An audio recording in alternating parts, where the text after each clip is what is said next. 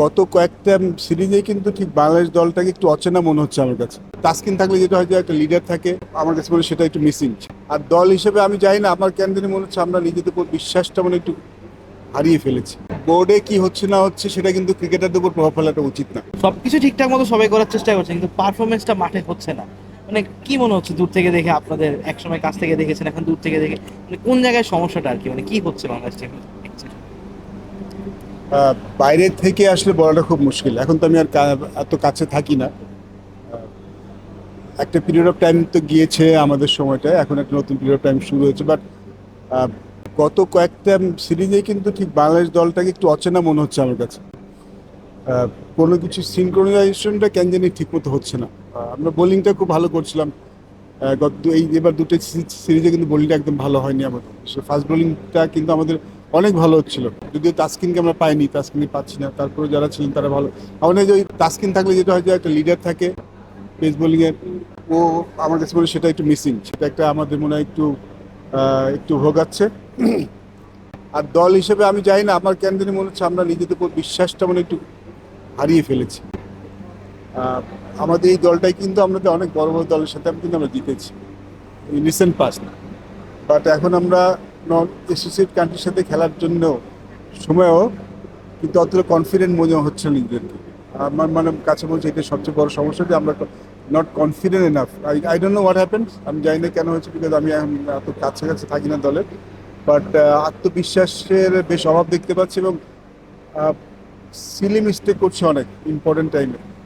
দেখুন এই দলে কিন্তু হ্যাঁ, যদিও আমরা একটা ভাঙ্গা করার মধ্যে যাচ্ছে দলটা, আমাদের সিনিয়র প্লেয়াররা চলে গেছেন, বাট যারা আছেন তারাও কিন্তু সবাই অভিজ্ঞ, কেউ কিন্তু নতুন খেলোয়াড় নন।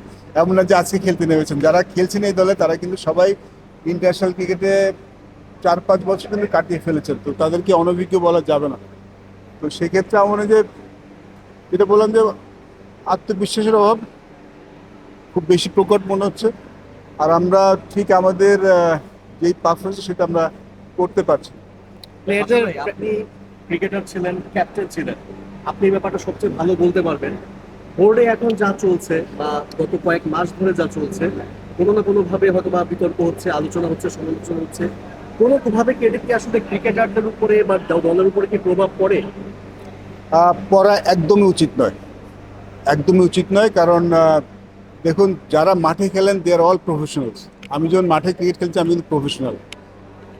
বোর্ডে কি হচ্ছে না হচ্ছে সেটা কিন্তু ক্রিকেটারদের উপর প্রভাব ফেলাটা উচিত না, হওয়া উচিত না। হয়তো পড়ছে কিনা জানি না, বাট সেটা পড়া উচিত না। কারণ বোর্ডে কে আসবে, কে থাকবে, কে যাবে, সেটা তো ক্রিকেটারদের কিছু নেই। ক্রিকেটাররা তো মাঠে যে পারফর্ম করবেন, তাদের কাছে পারফর্ম করে, এবং আমি শিওর যে তাদের অনুশীলনের কোনো সমস্যা হচ্ছে না, তাদের খেলার সময় যেই জিনিসগুলো দরকার তাতে কোনো সমস্যা হচ্ছে না। এবং মনে হয় যে আগেও তারা যেই সুযোগ সুবিধা যেটা পেতেন এখন ঠিক সেটাই পাচ্ছে, এবং তাদের অনুশীলন বলেন, তাদের প্রস্তুতি বলেন, কোনোটাই কোনো ঘাটতি থাকছে না।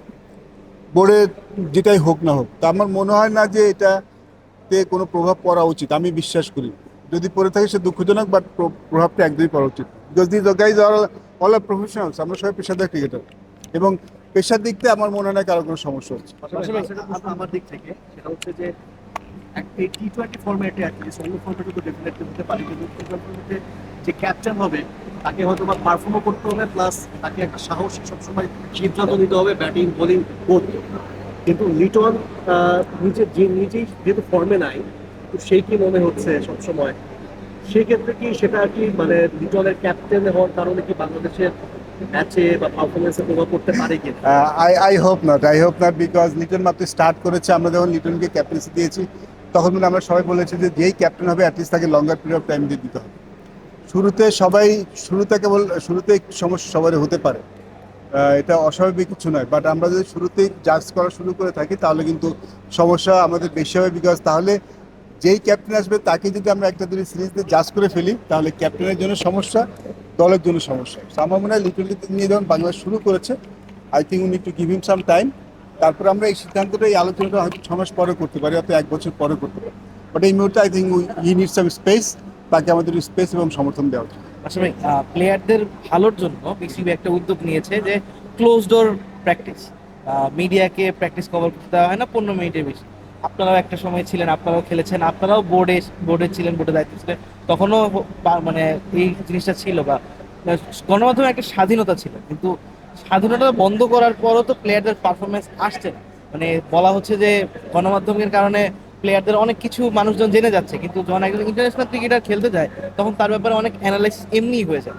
তো এইসব করে কি লাভ হচ্ছে বাংলাদেশ ক্রিকেটে? না, আমার মনে হয় যে এই জিনিসটা ক্লোজ ডোর কথা যেটা হচ্ছে সেটা আসলে একটা ব্যাপার ছিল যে আমাদের সময় সোশ্যাল মিডিয়া অতটা ছিল না। আমরা শেষের দিকে সোশ্যাল মিডিয়া এসছে, বাট আমাদের সোশ্যাল মিডিয়ার প্রেশারটা অতটা ছিল না। এখন যেটা হচ্ছে যে খেলোয়াড়রা যেটা অস্বাচ্ছন্দ্য বোধ করে, প্র্যাকটিসে তো আমরা অনেক কিছু করি, প্র্যাকটিসে আমরা যোগ করি, প্র্যাকটিসে আমরা সিরিয়াস করি, প্র্যাকটিসে অনেক কিছু করার চেষ্টা করি। তো সেগুলি নিয়ে যখন স্টোরি হয় তখন সেটা খেলার উপর বাড়তি চাপ তৈরি করে। সেটা থেকে দূরে থাকার জন্য মনে হয় ক্লোজ ডোর প্র্যাকটিসের কথা বলা হচ্ছে। I don't think is bad, but performance totally different. আমার মনে হয় সেটার সাথে এটা মেলানো ঠিক হবে না। যখন পারফর্ম না করে সেটার পিছিয়ে কোন কারণ সেটা ভাবা উচিত। বাট এটা হয়তো কুশনটা দেওয়া হচ্ছে যে তাদের উপর যেন বাড়তি চাপে না পড়ে, সেই জন্য হয়তো বিসিবি এই চেষ্টা করছে।